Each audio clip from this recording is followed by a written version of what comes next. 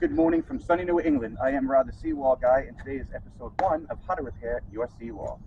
Today we have a wall who is leaning forward towards, obviously, the water.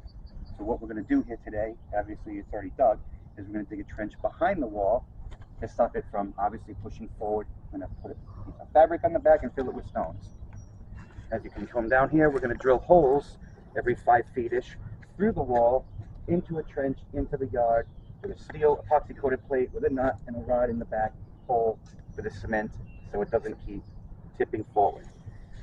We'll come down here. I want to get a scroll of the trench, how that shows in the trench in there.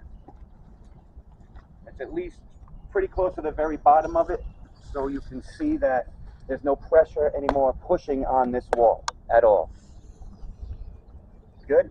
Alright, let's scroll down here. This wall was already here. Obviously we don't have to put dead men on this wall here because obviously it's not going to fall anymore.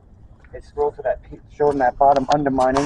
What we're going to do probably in our second video is show you how we are going to repair all this undermining by digging a small trench at the bottom and then putting forms with epoxy coated steel anchored into it and pouring some concrete. But we'll show you that on next.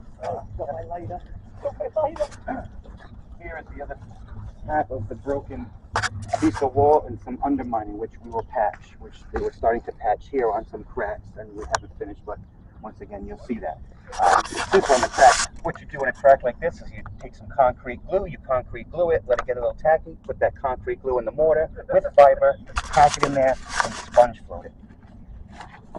As you can see, they started doing stuff here.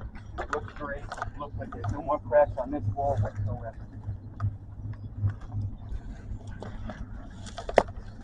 This is probably the best spot to see how we're going to fix the undermining situation that they have going on here. As you can see, it's probably about a foot in, rotted from the bottom because the tide beats on the wall, obviously the most at the bottom. So what we're going to do is put a form, a foot seaward, foot high, foot low, with epoxy coated steel anchored into the existing at the bottom, put a form in front, and pour concrete. This is the patchwork that the guys did. This used to be big cracks in it, and now it's nice and smooth. Beautiful finish. If the homeowners want to paint it later, that's on them. But on us, we have solidified all the cracks, and no more water is penetrating, and it looks great. One more spot all the way to the end. We're going to do the full form from one side of this wall all the way down for the undermining, so that will be done. We will have another episode to show you when we're about halfway done. Until then, I'm Rod, and a good friend will always pee on that jellyfish thing.